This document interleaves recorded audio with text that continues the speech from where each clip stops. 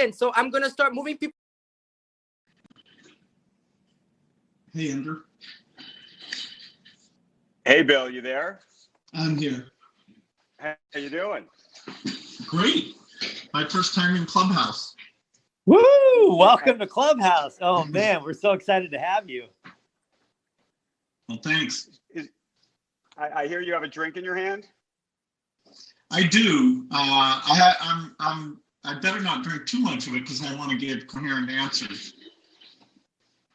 No, it'll make what for are you more drinking? entertaining conversation. It's totally fine. No, you're right. So, Bill, thanks for doing this. I just wanted to have a casual conversation, talk about everything that's going on, everything you've been thinking about. I know you're in the middle of this crazy book tour. We should talk about that too.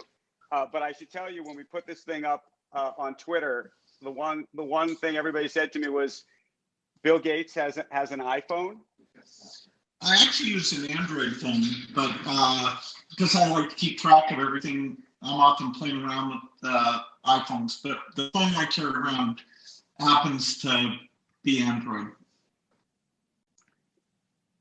So Android versus Apple. Is this a religious thing though?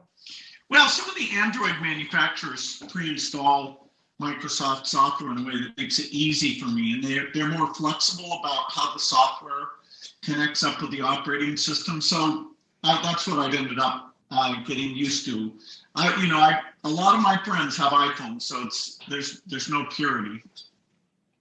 I know, purity, and I know Paul, you're working hard on an Android version of this, right? We are. Yeah, we're so excited. Someone asked us the other day what the top feature we're excited to build is, and we said Android. Right. Yeah, it's so important, right? Especially globally. So, Bill, have you played around on this thing? I've had demos, but no, it's just in the last few weeks, it's come up a lot. A friend of mine was just in Steve Jobs Stories Clubhouse yesterday and telling me how much fun that was. Yep. Well, go ahead, Paul. Oh, I'm sorry. I was just going to say, yeah, that was an amazing room. It was a lot of the original engineers from, the original Apple and Mac team sharing stories about it. That was a great room. No, I'm sorry I missed it. I could have added a few stories there. I know. I can't even imagine what that would have added to the conversation. No, it was an amazing relationship. Steve was so unique. Well, I want to let you and Andrew speak, Bill, but I just wanted to seriously say how excited and grateful we are to have you be part of this conversation. Like we heard it was going to happen, and the entire team was just so excited about it. I know it's gone beyond that too. And I just want to thank you for everything that you've created, for the new book, for everything that you've added to the world. It's really changed so much of what we do as startup entrepreneurs. So just really, really grateful to be in the room with you today and to have you here. Right. And I'm learning about Clubhouse. So it's two things at one time. Well, any questions, we're here to help. So I'll pop back down to the audience, Andrew, but if I can help with anything, just let me know. Sure. Bill, question though for you about social media. Do you actually personally get to play around on social media a lot yourself? When people send you links, you end up, clicking through, scrolling through quite a bit. But I tend to go to, The Economist, the New York Times, pretty directly to my favorite news sources, more than people who just are using a feed to find the stories they read. So you don't have a burner Twitter account? Well, I have a Twitter account that I just mess around on, and then I have my official Twitter account. And that's true on most of the services, that there's the official me, and then there's the messing around me. Are you ever a TikTok guy? I mean, the reason I'm asking this, I'm curious if you see, like, obviously right now everybody is fascinated about Clubhouse and the future of Clubhouse and what it's going to do, and Twitter's trying to do one and Facebook's trying to do one. But I was curious if you feel like you've seen over the years, like, that you caught on early to that Facebook was going to be a big thing, or that TikTok was going to be a big thing. No, I'll give my daughter more credit on TikTok. I didn't realize that there was such an unmet demand for watching people dance. But then, there was the whole divestment thing that Microsoft was at least looking at that. So I got very up to speed as part of that. I even did a few goofy videos. Yeah, I got to go watch those. One thing that I have to mention is in the very first version of Clubhouse, my co-founder Rohan and I, Rohan's sitting in the front row here, the whole app was a single room, and everyone followed everyone, and everyone was a speaker. And we had a little alert set up every time a new person would join, because we always wanted to make sure that the conversation got started. So I would be on the phone with Rohan. We'd be working, and I'd hear like a little alert sound, and I'd hang up.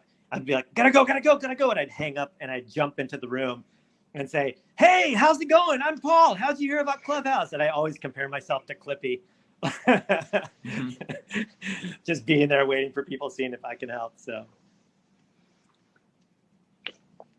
So Bill, you've been in the middle of this crazy book tour. We've seen you all over 60 Minutes, everywhere. Before we even get into the book and what's going on with climate, and I want to talk pandemic and so many other things, do you actually enjoy these book tours? And especially this one in particular, because it's all virtual. I'm just curious how it's going. Yeah, it's a lot of fun. I don't have to fly. I do at most 2 a day. Some are fairly specialized, like Columbia or Stanford, or groups of experts who work like a Sarah conference type thing. But the nine are just sort of city-based. We get different questions, and I pick people I enjoy talking to. Trevor Noah did one, Rashida Jones. I just did one with Christian Welker, which was great. So they managed to bring their own touch to it. I'm sure a couple weeks from now I'll be ready to move on. And do you read all the reviews of the book?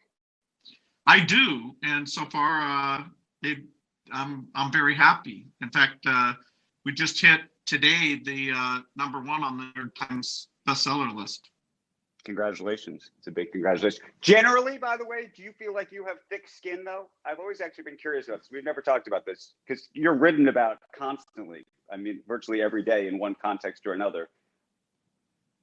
Well, climate, you better have thick skin, because the amount of oversimplification and misunderstanding is pretty broad in the field. It's a field that's so important, but I'd call it at an early stage. And you almost have to be polymathic to understand it, because there's science, there's economics, there's these models, there's weather. And, I try, not to get frustrated if people are, like saying it can be solved in 10 years or saying that it doesn't matter at all. I have to steel myself up for that, so that I'm giving a persuasive answer as opposed to an emotional response.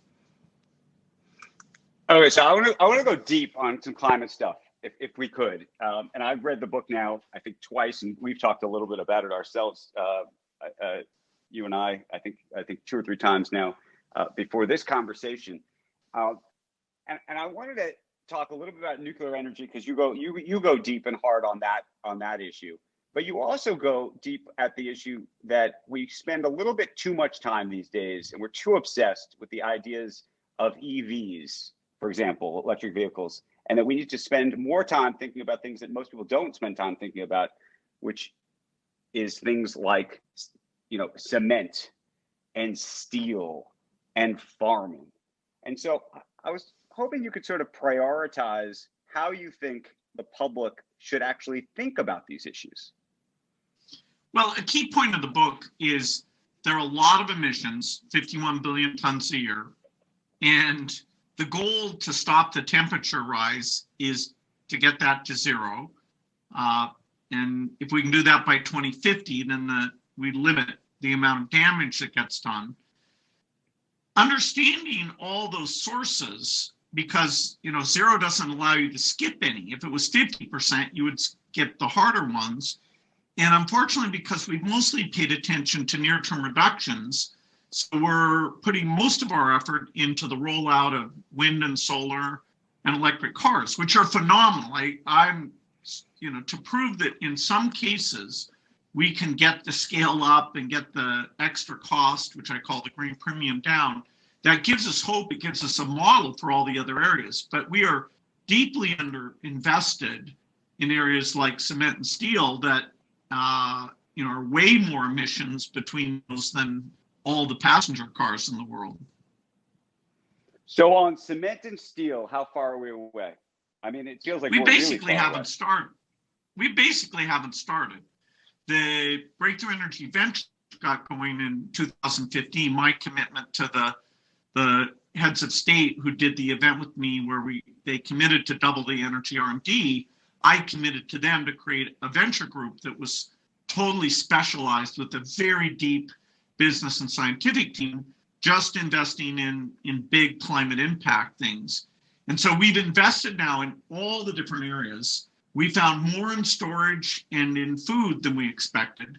So our second fund, the second billion we just started, will push super hard to find more in the industrial areas and direct air capture, including what's called green hydrogen, that if it got cheap enough, would help solve a number of the industrial processes. Okay, so let's talk about, you used a different phrase. I was going to call it carbon capture. You just said something else. How far are we away from that for real? Well, there's a company called Climeworks that if you pay about $600 a ton, they will take the CO2 out of the atmosphere, liquefy it, and put it down in a mineral formation where it'll stay for millions of years. And so to get rid of my own personal offsets, one of the things I did was pay them.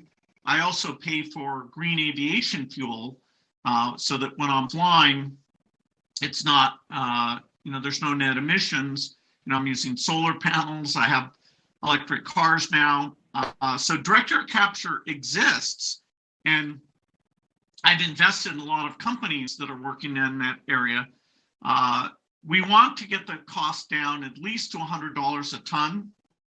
But even that would be too expensive for most things. Elon Musk put out a challenge recently, which was great, to say, okay, who thinks they can get to the lowest price here? And a number of the companies I'm working with are going to try and win that prize. Did you just say you're an electric car owner? Yeah, I own. It's a kind of not an everyman's car. It's called a Porsche Turbo Taycan. But it's fun. Okay, so why Porsche and not Tesla? Everyone's probably gonna pick up on this. No, Tesla's a fantastic car. I bought Teslas for relatives. My very first car was a Porsche. It makes a certain sound. Tesla's the company that's done the most for electric cars, done a brilliant job, is Tesla. Okay, one more Tesla question. How far ahead do you think Tesla really is? Meaning, do you part of the argument about its valuation, about so much of Tesla right now, is that its battery technology and everything else is just, leap years ahead of everybody else, and that when GM and Audi and Volkswagen and everybody else and BMW and Toyota get there, they're still going to be behind. You buy that? Well, for the key components, there are people like QuantumScape that, although they're not shipping yet, they've got a strong valuation because they have a better battery.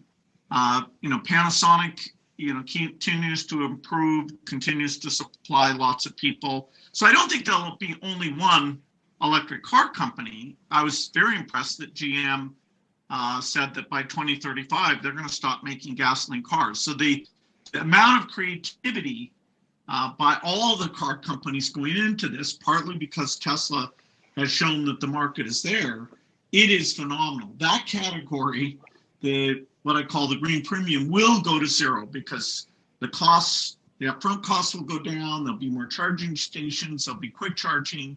And so the idea that you no longer make gasoline cars, that, people don't rebel when politicians or CEOs say that's coming.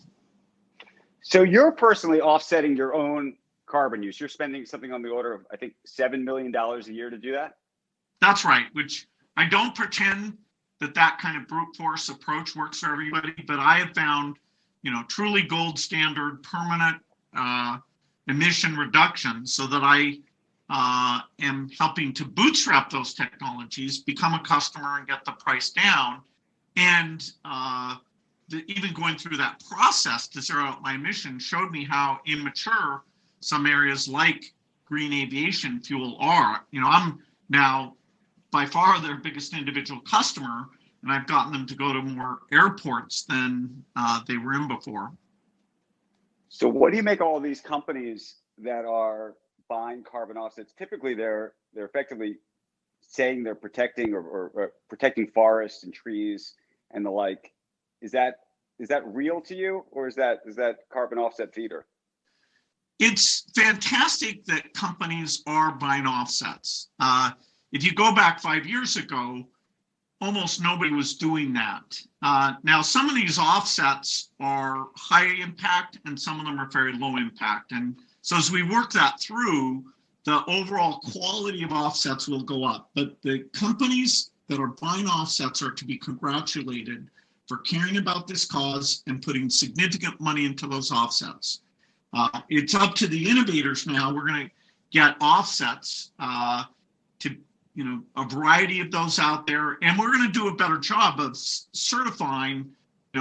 There's a few places you plant trees where they'll last a long time. There's other places where they won't. We need to mature the how we rate the quality of those offsets. But I love the companies that are writing checks and buying offsets. So separately, you've gone big in terms of investing in nuclear energy, and it's a controversial thing to have done. And at the same time, we've had conversations about wind and solar and how quickly you think that can ramp relative to everything else. There's a big debate about that, which is to say, where should the US government and governments around the world be invested? And politically, being invested in nuclear has not been a palatable solution thus far. What do you think about that? Well, nuclear energy has provided an immense amount of green energy, and the health benefits of using nuclear versus, say, burning coal are super dramatic. Even if you account for the few accidents, it's by far the safest thing. However, I wouldn't say that today's generation of nuclear reactors, it has a path forward. They are just too complex and way too expensive. And because their safety relies on operators to do the right things, they're reactors with very high pressure inside the reactor, we need a complete from scratch generation of reactors that people call fourth generation, that there's no high pressure, that it's the physics alone that says that the radioactive material won't leave the site area. And it means using metal sodium for the cooling instead of water. Water boils and gets very high pressure and wants to leave the site, whereas a sodium pool, none of the after heat can cause a problem because of that heat capacity. So nuclear needs innovation because economics are what really killed nuclear. Once we get this demo plant done, which will take 5 years, it's half funded by the company, which I guarantee, and half by the US government, then people will see, okay, how does it look for safety? How does it look for cost? And then we'll have the hard challenge of saying to people, yes, this nuclear is super important to reliability of the grid to let us decarbonize the grid. And so please have an open mind as you study this particular breakthrough. So, but how fast do you think that can happen realistically relative to, and this is the other issue, wind and solar? Well, wind and solar are today 6% of US generation and less than that on a global basis. And let's say you're going to have the renewables carry 80% of the load, which I think is realistic. If we build enough transmission, we get some advances in storage, and we have the final 20% be always available, non-weather dependent green, which means nuclear fission. until someday fusion comes along. And to get to that 80% implies a build rate over 3 times the peak of what we've achieved so far. And so, you could say I'm the biggest proponent of roll that stuff out. Now you've got to connect it up. We want to bring offshore wind into the mix because that's near to the East Coast where we use a lot of our power, and that won't tend to be down at the same time as the Midwest wind is down. So it helps the reliability equation quite a bit. So, 80% is kind of mind-blowing. We're not yet on a path to get that type of penetration. So, okay, different question. Green New Deal. You believe it? You buy into it or no? Well, I like green, I like new, I like deal, but if someone thinks we can solve the climate emissions in the United States in 10 years, I need to see that plan. It's just not realistic. And remember, this is not just about brute force getting rid of US emissions. That's less than 15%. This is about using the innovation power of the United States to reduce the green premiums for all areas of emissions. And so that even countries like India, who needs basic shelter, basic electricity, because they are going to require air conditioning, they in 2050 will look and see if this stuff is super expensive and we're not willing to subsidize the trillions that it would cost at this point. They're going to keep doing it the way and say that, hey, it's up to the rich world to deal with this problem, although they're very much on the front lines. And so the overall extra cost, which is the total green premium, which is over 5 trillion right now, we need to bring that down by about 95%. And the US has over half of the innovation power that will allow us to do that. Europe needs to be part of it. China needs to be part of it. India needs to be part of it. But it's kind of a global problem. And it's way, way, way too expensive to be green, particularly in manufacturing categories. So, Bill, I just discovered while we've been having this conversation that we happen to be competing against another room called, and only on Clubhouse would this be the case, climate and Bitcoin, the favorite topics here on Clubhouse. Bitcoin seems to always get into every conversation. What do you make of the whole, let's take the Bitcoin price out of it for a second. What do you make of the climate argument around Bitcoin? Well, Bitcoin uses more electricity per transaction than any other method known to mankind. And so, it's not a great climate thing. Now, if it's green electricity and it's not crowding out other uses, eventually, maybe that's okay. So I don't see the topics as deeply related, even though you might label me a Bitcoin skeptic. That is, I haven't chosen to invest money. I buy malaria vaccines. I buy measles vaccines. I invest in companies that make products. It's not hey, somebody's going to buy this for more money than I pay for it. But, if other people find their fortune that way, I applaud them. But you don't think, and there are people who believe this. I'm sticking with the climate thing on Bitcoin for a second. There are people who believe, and these are Bitcoin bears, that given the energy requirements to create and maintain the Bitcoin network, that actually ultimately, given all of the societal efforts for climate, that actually regulators or rules would be imposed or make it more expensive to actually hold Bitcoin. No, I should look at the most bullish projection on what percentage of the electricity demand it would be. There are other ways of doing digital currency that our foundation is involved with, which are done in local currency. The transactions are not secret. They're reversible. You can't use it for ransom or things like that. And yet the transaction fees are so low that it's empowering the poorest. So, we worked with India to do their digital currency. We're working with all the countries in Africa. So I'm a huge fan, the biggest investor philanthropically in digital currency so that financial services are available to everyone on the planet. And you've invested a ton, but by the way, what we haven't talked about is batteries. You've invested a ton in batteries and frankly lost a ton in batteries. Why? Well, if you fund enough battery companies, you can take a large fortune and make a small fortune. So, look, it's a hard area. And when we say batteries, remember there's two markets for batteries that their requirements are utterly different. One is a battery for an electric car, where the weight and the size and the not having a problem when you have a crash are key parameters. Then there's grid batteries. Grid batteries are over 20 times harder, and that's companies like Form Energy, which is an investment of Breakthrough Energy. Very exciting because they started over with very cheap elements, and they said, okay, we can give up some efficiency if we're super, super, super cheap. And of course, you don't have to use a battery to store energy. You could use a heat store, like a company called Malta that Breakthrough Energy helped spin out of Google. There's unusual ways of storing energy, like QuidNet wants to pressurize water underground and have that pressure come back, almost like, pumping water uphill, but here you can do it almost anywhere. So if you take storage broadly, yes, I'm by far the biggest investor in all these different storage approaches, because that's got to be an element of having this gigantic green grid.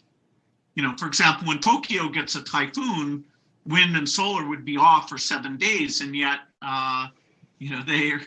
that's a challenge. You don't want people to freeze there like they have been in Texas. Talking about, I wasn't going to just talk about Texas, but let's talk actually about food and farming. I was just reading, you happen to be the largest farm owner in the country now? Yeah, don't think I personally went around.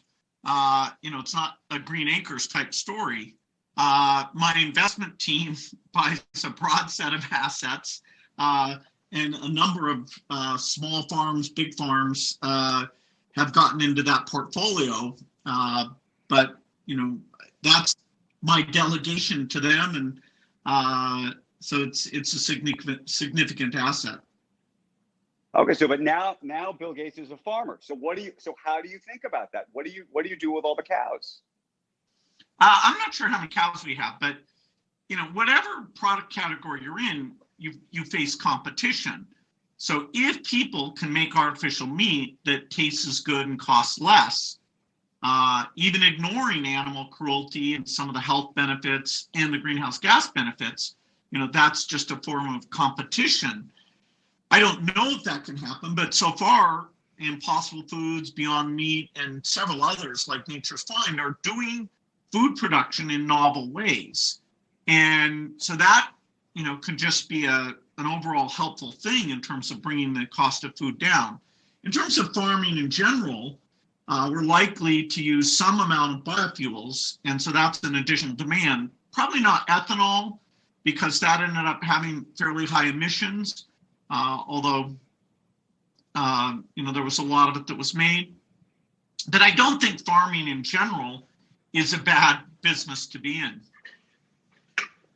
I want to pivot in a sec to talk pandemic with you and just the future of the world and how you're thinking about so many other things. But for me, this book, How to Avoid a Climate Disaster, was an education. But I heard for you, the book that was your education was Weather for Dummies. And I wanted to understand why that was. What happened? Well, I read a lot of books. I highly recommend Weather for Dummies. I highly recommend Václav Smil, whose best book is Energy and Civilization. The Dummies books, it's an ironic thing. They do a very good job reminding us why clouds gather, what the types of clouds are, why it rains around mountains. And that, as I was coming to look at all these dynamics, before I ask dumb questions of the experts, I want to have grounding. So, it's very well written. Okay, so let's pivot, if we could, for a little bit for talk about the pandemic, because you were early on this. You were very early on this, warning us all about it, and you've been involved in it in a very intense way. And I think hopefully there are people on this call that have gotten the vaccine. A lot of people waiting desperately to get the vaccine. You've gotten the first shot, right? I had my second shot actually a week ago. You had your It's the second. only- Congratulations. Yeah, it's the only time I've ever been thankful to be such an old person, 65 years old. Okay, so you have your second shot. Okay, so now this gets interesting. So I hope you've now started to look at a calendar. When, and you always, to me, were always almost overscheduled in terms of all the things you had to do. When are you going to start moving around again the way you used to? Well, I want to set a good example. If you're vaccinated, you can still transmit. It's not as likely, but unlike severe disease that becomes extremely rare, you still have a possibility of transmission. So, I'm not going to stop wearing masks or, be careful, particularly around older people who haven't been vaccinated. And, of course, I'm with my family a lot who, they're young enough that they're not yet vaccinated. So, it's only by late spring or summer that we're going to get to numbers where you can look at changing your behavior in a significant way. Okay, so but help us. If you were looking at a calendar now and you had to talk to your assistant and say, okay, we on this date is when we're going to start thinking about whether we make a trip here, whether we go here, whether we start having meetings. What day or month does that look like for Bill Gates? Well, an important issue is getting the vaccine not just to the rich countries, but to all countries, and that's a huge role that the investments and efforts of the Gates Foundation have involved with. We've, started up factories in India that are very high volume. And so global travel you'll have to be careful till sometime in 2022 because of this inequity that the vaccines aren't getting out there. In the US, the supply situation is getting good. The logistics are okay. We still don't know if the demand, that is the trust that people want to take the vaccine, including in people of color who have some skepticism about the health system. We need to get very high levels of vaccination before the transmission levels will drop to near zero. But I'm hopeful we'll get there. And I'd say domestically in the US, people will be able to do more, still wearing masks, in the right situations and still not, big full stadiums. But by summer, things will feel very different. In schools in the fall, I would expect that basically all schools will be open. Okay, but I have small kids. I think, and I don't know, I'm curious what you think. I think they're going to be in school in the fall. They're in school now, actually, wearing masks. But I think they'll be in school in the fall wearing masks again, or not. Well, wearing masks isn't some huge disastrous thing. There's some places where when I play tennis, they have me wear a mask and I pocket my glasses, but even that's not a big deal. So, it's not expensive. We're kind of used to it. I would continue to model that behavior throughout the fall until we're absolutely sure the numbers are very, very small. And how much do you worry, though, about potentially either the South African variant spreading or the fall and winter being tougher? I had a conversation with Dr. Scott Gottlieb the other day, who was saying, we might have a nice spring and summer, but it might get more complicated again. Well, he's absolutely right that this is a seasonal disease, and that'll be the test. Is there a fall wave? I don't think there will be, but it depends on getting those vaccination levels up and helping the other countries so we're not having constant reintroductions. Your point about the variant's a very good one. Our foundation was funding studies in South Africa as that variant appeared. Now, we didn't know that would happen. We funded those studies so that there was some safety data from the continent of Africa and so that we could do studies that included people living with HIV. But it ended up informing the world for 3 of the vaccines, AstraZeneca, Novavax, and Johnson & Johnson, how the effectiveness was against that variant. And, it didn't reduce the Johnson & Johnson and Novavax by much, AstraZeneca a little more. So the fact we had that trial there was very helpful to say, okay, do we need to tune the vaccine, which might mean a third dose for people already vaccinated, and the companies are hard at work looking at that. And do they need to do multiple varieties? How do we cover the full set of variants that are showing up in the world, which fortunately mostly have common features. And so this isn't like a disease where you'll need a 10 valent vaccine with 10 different forms. At most, it'll be 2 or 3. Do you think warp speed worked in the U.S.? And one of the reasons I asked the question is because what you're seeing happening in Britain, at least, it looks like they're really moving ahead of us, in part because they approved the AstraZeneca drug, which I know was something that you were supporting. Well, the reason the U.S., it was actually BARDA, then it got renamed that funny name, but BARDA funded 4 of the 5 gold standard vaccines. Pfizer chose not to take government money, so they did the deal with BioNTech and funded it themselves. But the next 4, including Moderna and the 3 I already mentioned, if it wasn't for that BARDA generosity, those things wouldn't have moved as quickly as they did. The next biggest funder was a thing our foundation is part of called CEPI. But even in total, CEPI was less than half of the BARDA checks that went out. So the one thing the U.S. gets a good grade on in this whole pandemic, the only thing was funding the R&D for those vaccines. And that was a huge contribution for the world. And so on a relative basis, actually, let me ask you this.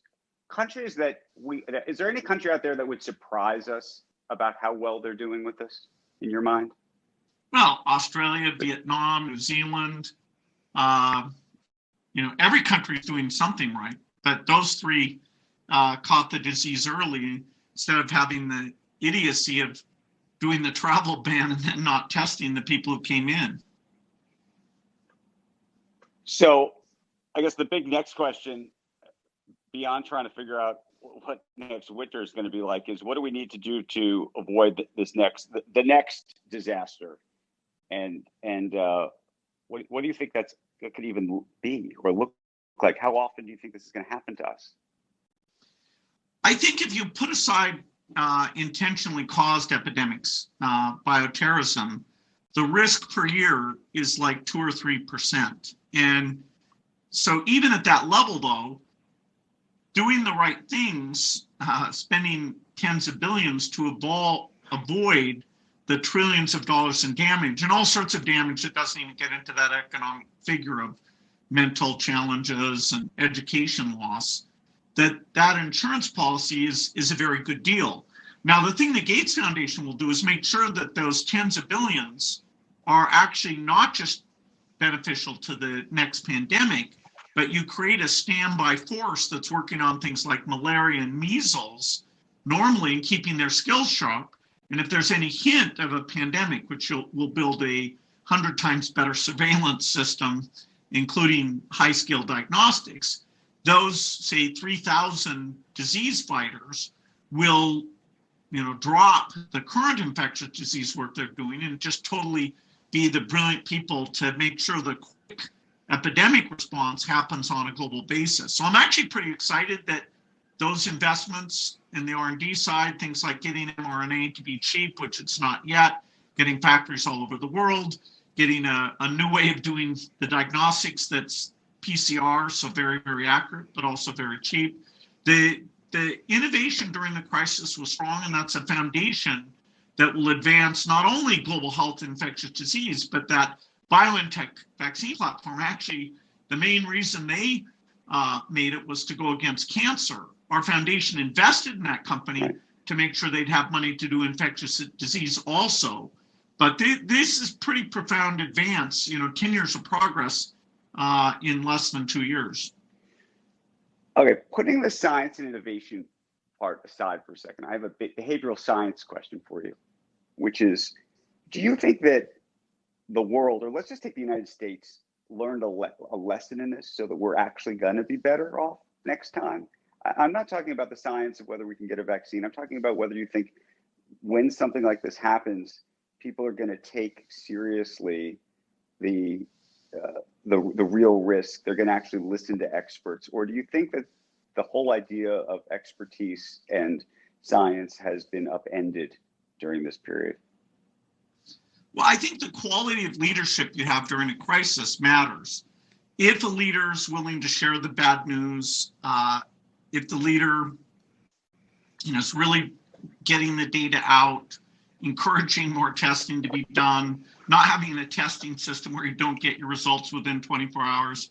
I mean, the number of mistakes were pretty unbelievable. We were lucky this thing wasn't more fatal than it ended up being. But it's still, 500,000 Americans, that's an unbelievable toll. And of course, the global toll is much higher than that. I do think that for at least a generation, people will have this threat model in mind, and that the government will take the right steps, even though, maybe 10 or 20% of the people will never believe it. Apparently that's true for the election also, but, this is serious stuff. Most people know somebody who died. Is there a leader that you think actually did a good job in this? And I'll throw a leader out. I'm in New York right now, and it's also, that's also gotten upended, which is a lot of people looked at Governor Andrew Cuomo in New York and thought that actually, putting aside what happened in the first month and a half, that he actually had done a very good job of being what people thought was transparent. And now there's questions about, frankly, whether he was being that transparent at all. Yeah, he called me during the pandemic because there were various models that gave him such a range of how many ventilators he might need. And I would say, on a Saturday night, I got to talk to him about that. He was clearly forthright, but some of the policies about putting the numbers out and transferring people into homes where they might have caused infection, we'll be digging through what mistakes were made and what was done well for a long time here. In his case, there's some definite very positive things he did, but now we're looking at the whole way that the numbers got reported. If you want a pure example, you'd say, the leadership in New Zealand, in Australia, in Vietnam, countries that had a little bit of either SARS or MERS and understood that you have to get the commercial PCR machines, and anyone who comes into the country, you don't just do a travel ban and force a surge of infection into the country without the testing. I mean, that's so basic. And to brag about that as though it was a smart thing, that's really wild. Well, let's hope there's not another pandemic in the end. Couple personal questions before we end this. Tell us just about how your what is the day in the life of Bill Gates actually in the pandemic? It's a lot of Microsoft Teams, a lot of Zoom. I can schedule myself without any time between meetings, so I have to be a little careful there. Maybe get up and stretch. But are you at home? Do you go to the office? What time do you wake up? Is there a gym? Is there not a gym? Are there people that you would have seen in the past that you're now not seeing? Are there people inside your house that you don't have? How's it changed? I mean, I know, some people have gotten rid of everybody. Other people have, how's it work for you? Well, I feel lucky that I have a home with a very good internet connection. So actually, my kids, senior in high school, a junior in college, and a second year medical student, I've seen them more this year than I would have expected because they were home a lot doing their courses online. So it's mostly just our family. I get outside to play pickleball even in the cold weather. That's been super nice. Not having to make any international trips is a huge change to my schedule because, I go to Africa, China, India, Europe, all several times a year. And it's amazing. I can talk to African leaders and do like a 20-minute video connection, get a lot done. So there are certain advantages, even though, the whole thing is a tragedy. Okay, let's talk TV because I know you watch a lot of TV. Well, we could talk books too, but TV binging during the pandemic for you. Anything you want to recommend to this audience? Well, I sat down Monday to eat dinner, and I was going to finish reading a book called War Story, but instead I clicked on this Lupin, which is a French burglar on Netflix. Next thing I knew, 4 hours had gone by. So I really let myself go to seed that night, and I was kind of laughing at myself that I don't usually do that, but wow, they sure make it easy. You just sit there, and the next episode is up and running. Anything else on your TV list? We've had a whole year. By the way, do you think the content's gotten better or worse during this year? Because I feel like I've sort of run through a lot of stuff. Some stuff is starting to come back. That's okay. Well, there's so much stuff that you worry there's good stuff that you're missing. The quality overall, if you compare to say 10 years ago, it's mind-blowing how good this stuff is. The complex plots, the choices, even just in the documentary area, it's quite phenomenal. I have a strange taste that I take a lot of college courses, which is on a channel called The Great Courses. That's about, a third of my viewing, where it's right now I'm taking a course on the Old Testament, which is definitely fascinating. But wow, if you want to learn stuff, this is the era that it's all there. So when you're taking these courses, watching this stuff, and your kids come in the room, are they like, Dad, what are you doing? Why aren't you watching something on Netflix, or do they sit down and want to actually watch with you? No, it's not much. I mean, my son and I watched The Americans together. That was a fun experience. It was a little too violent for the rest of the family.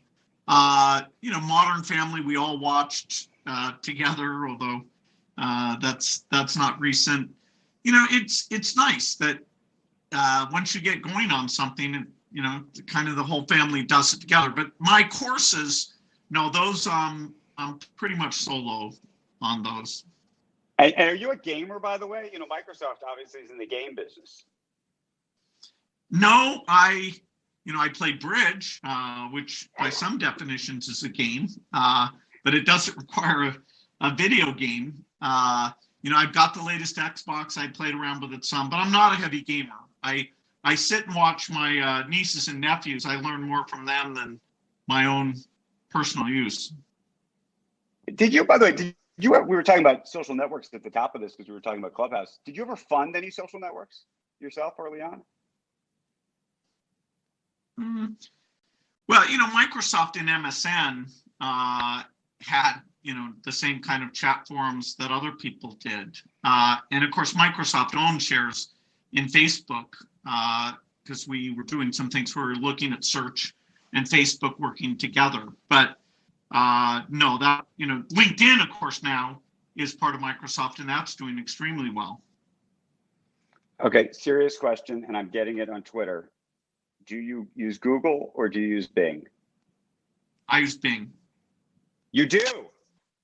Of course. I look at Google to compare to see how we're doing competitively, and I'm always happy with them. But no, I'm a loyal Bing user. You're a loyal Bing user. Okay, this is interesting because I have to admit, don't hate me for saying this, I don't know a lot of people using Bing. Well, you travel with a very snobby crowd. It may very well be. Absolutely. You've got to come down here and get with the masses and use Bing. So, tell before you go, tell us what are you doing these days with Microsoft itself, by the way? Satya makes it a lot of fun for me to do product reviews. So often stuff that's we're planning the next year or 2 years of things, the really high reach stuff. I do a lot with the agent. I'm a big believer that agents are going to be 100 times better than they are today, and that I want Microsoft to lead in that. I do a lot with Office, with AI, with Azure. I love the product reviews. So Satya's got me now where I'm doing the part of the job that I enjoyed the most, and there's enough good work that I can provide a lot of encouragement, some hints about how to do things differently. So I spend, it'd be 2 or 3 days a month, although the pandemic's reduced that somewhat. I'll catch up, I hope, this summer. If you take Microsoft out of it, who right now do you think is doing the most interesting work in terms of agents, AI, and really, futuristic stuff? Well, Google and Microsoft are the two hardcore R&D companies. Yes, Amazon's doing great work, Apple's doing great work, Facebook, but in terms of really pushing the boundaries of computer science and architecture and AI, I'd say Google and Microsoft have that strong R&D commitment, both stuff that they share openly and things that they do that focus on their own products. So, it's incredible. I dreamed of having R&D budgets like Satya has today. So if I can help him steer it a little bit better, it's potentially high impact and certainly a lot of fun for me. What do you think of the idea of like an Apple making a car? I doubt they'll make the same margin they make on the iPhone. And autonomous cars still, how quickly that catches on and do people own cars, that's unclear. Electric cars, that's clear. Over the next 20 years, dramatic shift. Autonomous is still the one where which countries it catches on first, how safe is it, that's open. So, even though Google got in there with Waymo early, maybe Apple can make a contribution there. Usually you do products, you don't want to be the 100th one to do a product. So you've got to have kind of a unique take on a product if you want to get Apple-like margins. Is there a piece of tech in your life right now that you use that's new or cool or different? I was asked this question the other day, and my answer was I'm wearing an Oura ring. I don't know if you know what that is. It's this. Oh yeah, I wear my Oura ring every night. I check my REM sleep. I sometimes fall short.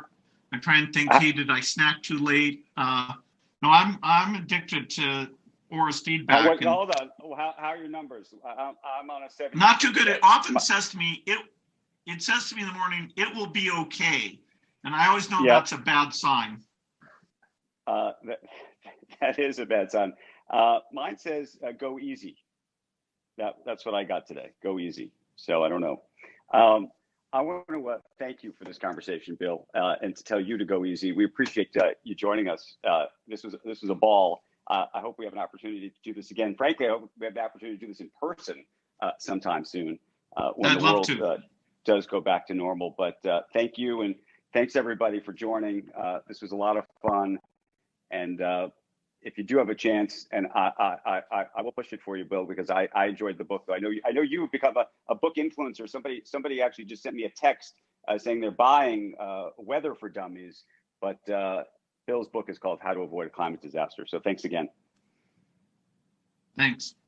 That was great. See you guys. And Paul, thank you for making this all happen and hooking it up.